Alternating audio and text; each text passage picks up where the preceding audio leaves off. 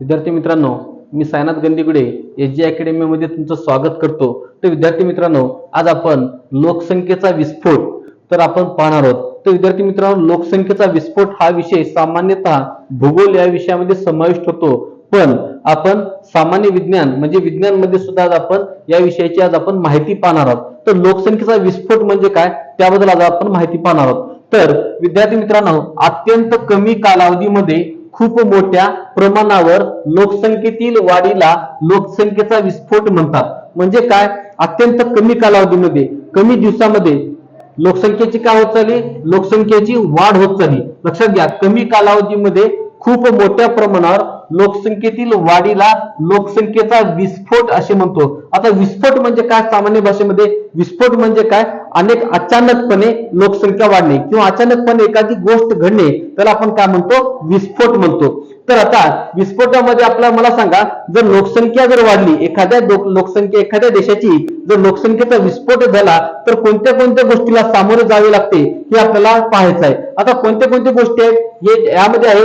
या परिस्थितीमुळे आपल्याला वाढती बेरोजगारी, सगळ्यात मुख्य प्रश्न आहे वाढती बेरोजगारी। म्हणजेच काय होणार आहे, लोकसंख्या वाढली तर अनेक लोकांना काम मिळत नाही, म्हणजे काम मिळत नाही म्हणजे काय होणार आहे, बेरोजगारी वाढत जाणार आहे सगळ्यात महत्वाचा। त्याच्यानंतर दरडोई उत्पन्न, म्हणजे प्रत्येक व्यक्तीचं जे उत्पन्नाचं जे साधन आहे ते उत्पन्नाचं साधन काय होणार आहे, कमी होत जाणार आहे, खर्च जास्त वाढणार आहे आणि लोकसंख्येचं त्यांचं जे उत्पन्न आहे ते उत्पन्न काय होणार आहे, कमी होणार आहे। म्हणजे दरडोई उत्पन्न म्हणजे प्रत्येक व्यक्तीचं उत्पन्न काय होणार आहे, कमी कमी होत जाणार आहे। त्याच्यानंतर आता कर्ज, त्याच्यानंतर नैसर्गिक साधन संपत्तीवरील ताण।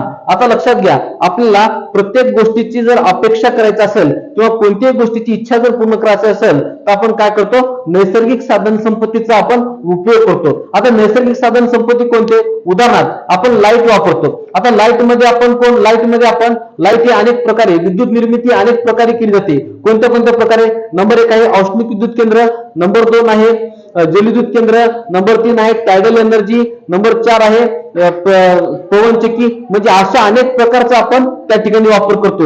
म्हणजे आता सांगा, पेट्रोल, डिझेल, म्हणजे अशा बरेच आपण नैसर्गिक साधन संपत्तीचा आपण वापर करतो। म्हणजे जे नैसर्गिक साधन संपत्ती आहे त्या नैसर्गिक साधन संपत्तीवर सुद्धा ताण पडतो। तो कशामुळे, तर लोकसंख्येच्या विस्फोटमुळे, म्हणजे लोकसंख्या वाढल्यामुळे नैसर्गिक साधन संपत्ती काय होत जाणार आहे, कमी कमी होत जाणार आहे आणि लोकसंख्या काय होत जाणार आहे, वाढणार आहे। म्हणजे अशा अनेक समस्याला आपलं काय होणार आहे, सामोरे जावे लागत आहे। त्याच्यानंतर सगळ्यात महत्वाचं काय, आता मला सांगा, लोकसंख्या जर वाढत चालली तर यावर एकच उपाय आहे, तर तो समस्या एकच उपाय म्हणजे त्याच्यावर काय, लोकसंख्या नियंत्रण हे करणं गरजेचं आहे। म्हणजे लोकसंख्या नियंत्रण करणं हे अतिशय महत्वाचा जरूर आहे।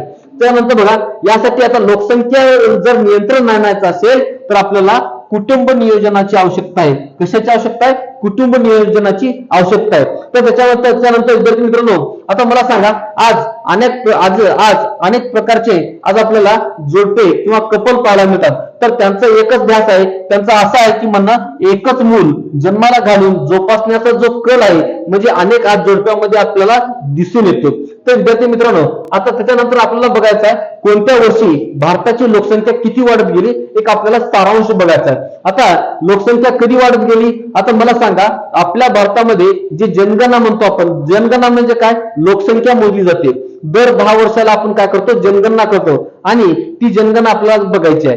तर विद्यार्थी मित्रांनो, 1901 पासून ते आजच्या पर्यंत म्हणजे 2024 पर्यंतची कंडिशन, किती लोकसंख्या झपाट्याने वाढत गेली हे आपल्याला पाहायचं आहे। तर विद्यार्थी मित्रांनो, लक्षात घ्या, इकडे वर्ष लिहिलेलं आहे आणि इकडे आहे लोकसंख्या। आता वर्षामध्ये काय केलेलं आहे, नंबर 1, 1901 ला भारताची लोकसंख्या 23,83,96,327 होती। त्याच्यानंतर आता जनगणना म्हणजे काय, जनगणना किती वर्षांनी होते, तर जनगणना हे प्रत्येक 10 वर्षांनी होते। आता 1901 ला 23 कोटी होती, त्याच्यानंतर 1911 ला किती झाली, 25,20,93,390 झाली। त्याच्यानंतर 1921 ला, आता 1921 ला किती झाली, 25,13,21,213 झाली। त्याच्यानंतर 1931 ला किती झाली, 27,89,77,238। म्हणजे प्रत्येक वर्षी ही जी लोकसंख्या काय होत चालली 2-2, 3-3 कोटीनं वाढत चालली. आता त्याच्यानंतर आपल्याला बघायचा 1941. आता 1941ला लोकसंख्या किती होती? 31,86,60,580. त्याच्यानंतर परत 10 वर्षानंतर म्हणजेच 1951 नंतर 1951ला भारताची लोकसंख्या होती 35,41,42,161. त्याच्यानंतर 1961ला विद्यार्थी मित्रांनो लक्षात घ्या, 1961ला 35 कोटीहून डायरेक्ट संख्या गेली 43 कोटीवर, म्हणजे सरासरी 7 ते 8 कोटीचा फरक आहे. तर ह्याच्या ह्याला म्हणतात लोकसंख्येचा विस्फोट. म्हणजेच फक्त 10 वर्षामध्ये लोकसंख्या 7 ते 7.5 कोटी संख्या वाढली आहे. ती म्हणजे 43,92,34,771 एवढी लोकसंख्या वाढली आहे. त्यानंतर परत आपल्याला बघायचा 1971ची. आता 1971ला किती वाढली? 54,81,59,652. त्याच्यानंतर 1981ला, आता 1981ला 54 कोटीहून डायरेक्ट 68 कोटीवर, म्हणजे सरासरी 13 ते 13.5 कोटी म्हणजे एवढ्या लोकसंख्या वाढलेली आहे. म्हणजे 54 म्हणून 68 म्हणजे आता 1981ला 68 कोटी 33,29,097 म्हणजे एवढी संख्या आली. त्याच्यानंतर परत आपल्याला बघायचा 1991. आता 1991ला भारताची लोकसंख्या लक्षात घ्या 64 पासून 84 पर्यंत, म्हणजे 1981 ते 1991 या 10 वर्षाच्या दरम्यान किती संख्या वाढली? जवळपास 68 आणि 84 या दोघांमध्ये खूप मोठी तफावत आहे. त्याला आपण म्हणतो लोकसंख्येचा विस्फोट. आता लक्षात घ्या, तर 1991ला 84 कोटी 64,21,039 इतकी संख्या होती. त्याच्यानंतर 2001ला, आता 2001ला किती संख्या वाढली? तर 2001ला डायरेक्ट संख्या झाली 1 अब्ज. 1 अब्ज 2,86,10,328. म्हणजेच विद्यार्थी मित्रांनो लक्षात घ्या, आता आपण जर लोकसंख्येचा वाढता आलेख जर पाहायचा असेल तर 1951 पासून ते 2024 पर्यंत आपल्याला पाहावे लागेल. तर त्यानंतर 2001 पासून 2011 पर्यंत 2001ला होती 1 अब्ज 2 कोटी, तर 2011ला तीच संख्या झाली 1 अब्ज 21 कोटी. म्हणजेच डायरेक्ट जवळपास 19 कोटी लोकसंख्या त्या 10 वर्षांमध्ये वाढलेली आहे. 1 अब्ज 21 कोटी 8,54,977.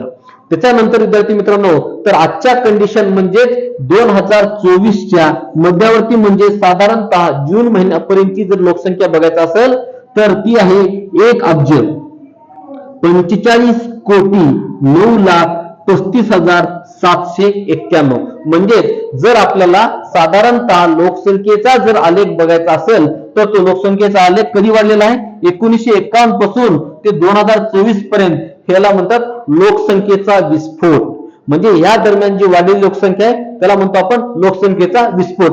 आज मला सांगा, जगामध्ये जेवढी लोकसंख्या आहे, जेवढे देश आहेत, त्या देशाच्या एकूण लोकसंख्यापैकी तर एकूण किती लोकसंख्या आज प्रेझेंट आहे?